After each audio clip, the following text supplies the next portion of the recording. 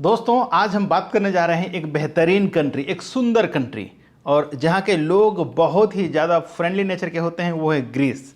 अगर आपका भी विचार हो, आपका भी सपना हो यूरोपियन यूनियन का एक देश जिसका नाम है ग्रीस, अगर वहाँ जाकर आप काम करना चाहते हैं दोस्तों, तो आज का इस वीडियो को आपको पूरा देखना चाहिए, क्योंकि आज मैं आपको बताने जा रहा हूँ जनरल वर्कर्स का जो वैकेंसीज अभी चल रही है। अभी यहाँ पर बहुत ज़्यादा वैकेंसीज चल रही है दोस्तों जनरल वर्कर का। लेकिन आपको समझ में ये आना चाहिए कि जनरल वर्कर होता क्या है, कौन सा कैटेगरी को जनरल वर्कर कहा जाता है और इसमें सैलरी कितना मिलता है, कौन इसमें अप्लाई कर सकता है, इसमें एलिजिबिलिटी क्राइटेरिया क्या क्या होता है, क्या आप भी अप्लाई कर सकते हैं अगर आप भी जाना चाहते हैं तो।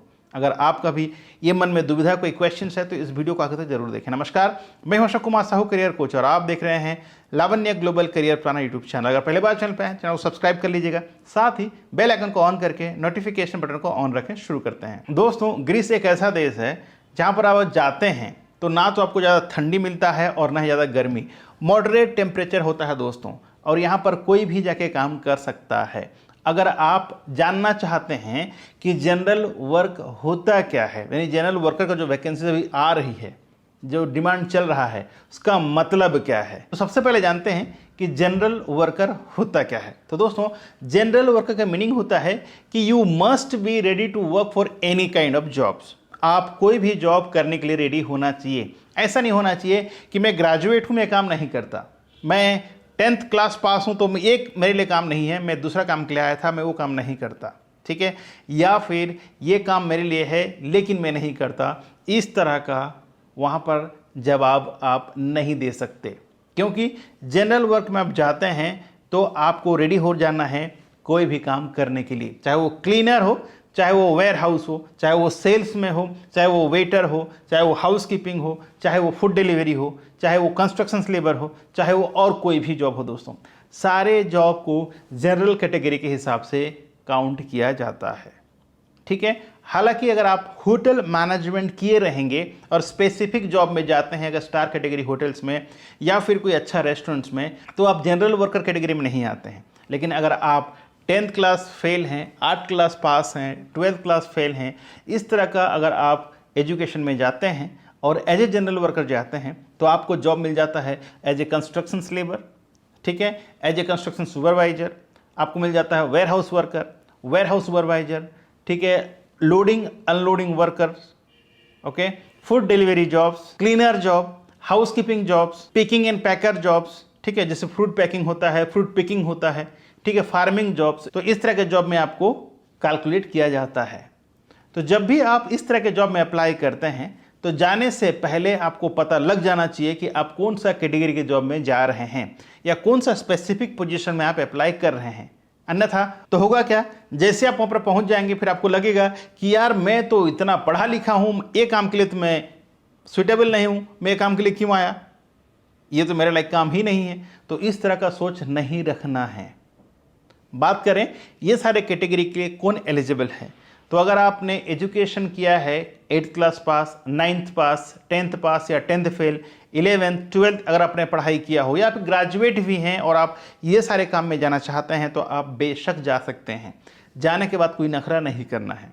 दूसरा, आपके पास वैलिड पासपोर्ट होना चाहिए, जिस पासपोर्ट का मिनिमम वैलिडिटी 2 साल बचे रहना चाहिए दोस्तों, तभी जाके आपको अप्लाई करना चाहिए। ना था पासपोर्ट को रिन्यू कर देना चाहिए, रिन्यू करने के बाद अप्लाई करना चाहिए। बहुत क्या हो रहा है, जिनका पासपोर्ट 1 साल का वैलिड है वो अप्लाई कर देते हैं, उधर वर्क परमिट आ जाता है, लेकिन जब वर्क परमिट आने के बाद जब जाते हैं VFS में स्टाम्पिंग के लिए तो VFS में रिजेक्ट हो जाता है, क्योंकि आपका पासपोर्ट का वैलिडिटी खत्म होने वाला रहता है। तो फिर होगा क्या, आपका सारे पैसा गया, ठीक है। अब क्या करें, अगर पासपोर्ट अबाउट टू एक्सपायर है तो पहले रिन्यूअल करा लें, रिन्यू करने के बाद अप्लाई करें तो ज़्यादा बेहतर होगा, ठीक है। दूसरा दोस्तों, जो भी आपका एजुकेशन सर्टिफिकेट है उसका प्रॉपर स्कैन होना चाहिए। तीसरा, आपका एक full size photo and passport size photo होना चाहिए। चौथा, आपके पास कोई भी अगर वर्क एक्सपीरियंस है आपका पास्ट में तो उसका भी स्कैन कॉपी रख लीजिए, ठीक है। ये सारी चीज़ हो जाने के बाद आप अप्लाई कर सकते हैं।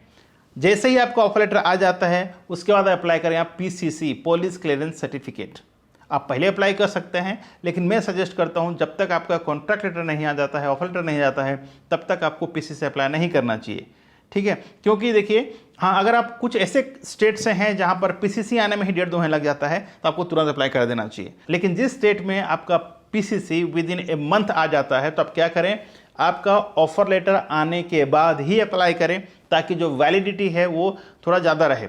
हालांकि इसका वैलिडिटी 6 महीना रहता है। ज़्यादा रहने का मतलब क्या है, अगर आप 1 महीना पहले अप्लाई कर देंगे तो आपका वर्क परमिट आते आते वो पीसीसी एक्सपायर हो जाएगा, राइट। तो क्या करें, ऑफर लेटर आने के बाद कोशिश करें अप्लाई करने का, क्योंकि आप जानते हैं कि आपके नाम में कोई भी क्रिमिनल रिकॉर्ड नहीं है। हाँ, जिसको संदेह है कि भाई मेरे नाम में कोई केस था, वो केस अभी क्लियर हुआ है कि नहीं हुआ है, इस तरह से सोच है आपका, तो पहले अप्लाई कर लीजिए ताकि आपको क्लियर हो जाए कि आपके नाम पे कोई भी प्रकार का क्रिमिनल केस नहीं है। अब इसके अलावा क्या चाहिए दोस्तों, यूरोपास एंड कवर लेटर। हालांकि जनरल जॉब्स के लिए ज़्यादातर यूरोपास कवर लेटर नहीं चाहिए होता है, फिर भी अगर आपका एम्प्लॉयर डिमांड करे तो आपके पास होना ही चाहिए, ठीक है। ये सारा चीज़ होने के बाद आप जो अप्लाई कर सकते हैं। अप्लाई करने के बाद होता क्या है, आपका इंटरव्यूज़ होता है, एक बेसिक इंटरव्यू, या फिर वो आपका वीडियोज़ मांगते हैं। जो काम आप कर रहे हैं उस काम का वीडियोज़ मांगते हैं, ताकि ये पता लग जाए कि आप झूठ नहीं बोल रहे हैं, आपको काम आता है, आप वहाँ पर जाकर काम कर सकते हैं। जैसे एक बार सिलेक्शन हो जाता है वीडियो आपका देख करके, फिर आपको वो एक कॉन्ट्रैक्ट लेटर या ऑफर लेटर दे देते हैं। ऑफर लेटर देने के बाद आपको साइन करना है, उसके बाद आपका हो जाता है work permit apply. Work permit apply के समय कुछ लोग पूछते हैं कि क्या कोई सबमिशन लेटर मिलेगा, तो भैया एम्प्लॉयर क्या है, सबमिशन लेटर किसी को नहीं देते हैं। वो इसलिए नहीं देते हैं क्योंकि आप बार बार लॉगिन करके चेकिंग करते जाएंगे, कहीं कहीं कैंसिल ना हो जाए, ठीक है। इस वजह से वो डरते हैं और वो किसी को भी रेफरेंस नंबर नहीं देते। जैसे ही आपका वर्क परमिट अप्रूवल हो जाता है दोस्तों, वो आपको भेज देते हैं। भेजने के बाद आप VFS में स्लॉट बुक करके अपना सारा डॉक्यूमेंट्स वहाँ सबमिट कर सकते हैं। VFS में ज़्यादातर जो मेन इंपॉर्टेंट डॉक्यूमेंट होता है वो है आपका वर्क परमिट, एकोमोडेशन लेटर, आपका insurance, travel itinerary, passport, education certificate, और कोई एक्सपीरियंस है तो वो सर्टिफिकेट्स, एक फोटोग्राफ नहीं लेने से भी वहाँ पर चल जाता है, लेकिन फोटोग्राफ लेके चलें ज़्यादा बेहतर होगा। ये सारा चीज़ होने के बाद आप वहाँ पर सबमिशन कर देते हैं। सबमिशन करने के बाद दोस्तों ज़्यादा से ज़्यादा महीना दिन 1.5 महीना में यहाँ का वीजा स्टैंपिंग होकर आ जाता है, फिर आप फ्लाई कर सकते हैं। बात करें salary and facilities, salary offer करते हैं दोस्तों वो 1000 से 1200 यूरो, बहुत अच्छा सैलरी है।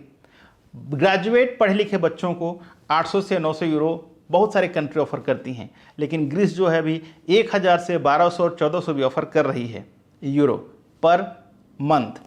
पर डे आपको 8 घंटा काम करना है, ओवर टाइम करना है तो उसका OT मिलता है, ठीक है। इसमें अगर फूड की बात करें तो 1 टाइम मील, जो मेजर मील होता है वो कंपनी मुहैया कराएगी।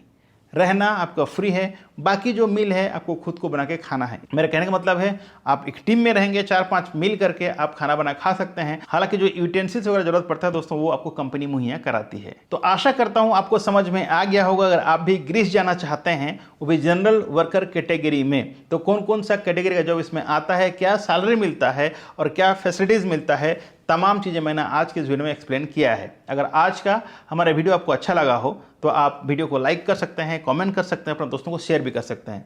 फिर भी अगर आपके मन में कोई दुविधा, कोई क्वेश्चन है तो आप नीचे कमेंट बॉक्स में अपना कमेंट जरूर लिखें। मैं कोशिश करूंगा जल्द से जल्द आपका सारे क्वेश्चंस का जवाब देने का। So thank you so much for watching till now.